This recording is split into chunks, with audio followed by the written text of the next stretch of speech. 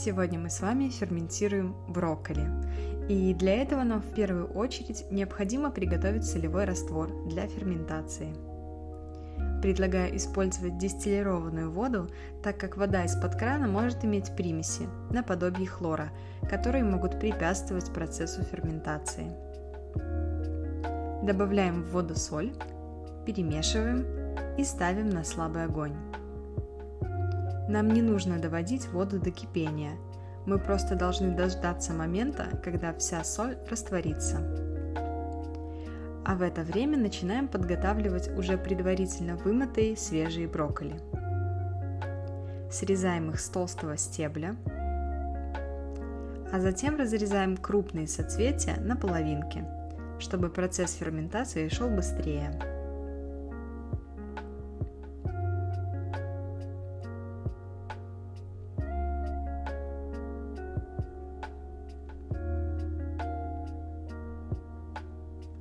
Также подготовим свежий очищенный чеснок.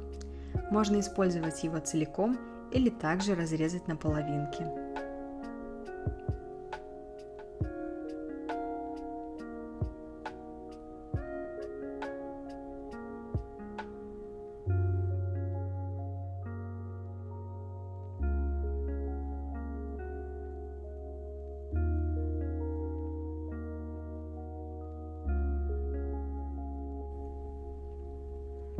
Когда брокколи и чеснок будут готовы, мы начнем перекладывать их в банку.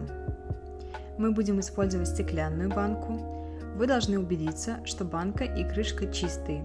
Для этого можно их простерилизовать. Теперь укладываем брокколи в банку очень плотно, чтобы не оставалось свободного места. И не забываем периодически добавлять чеснок.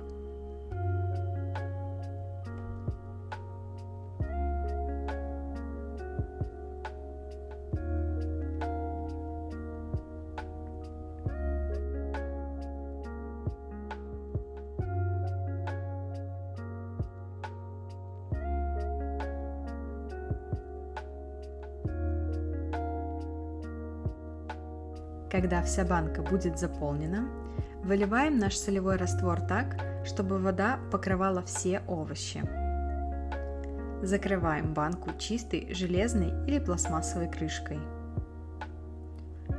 Бывает, что жидкость со временем просачивается из банки, поэтому ставим банку в тарелку, чтобы не испачкать кухню, и оставляем на сутки при комнатной температуре. На следующий день открываем банку и даем пузырькам воздуха вырваться на свободу. А когда все газики выйдут, закрываем банку и оставляем еще на одни сутки. Каждый день на протяжении 3-4 суток открываем банку и выпускаем пузырьки. Далее можно пробовать брокколи, и если вам будет достаточно ферментации, подавать их к столу. Если нет, оставляем брокколи еще на 1-2 дня. Готовые ферментированные брокколи храним в банке в холодильнике до 3 месяцев.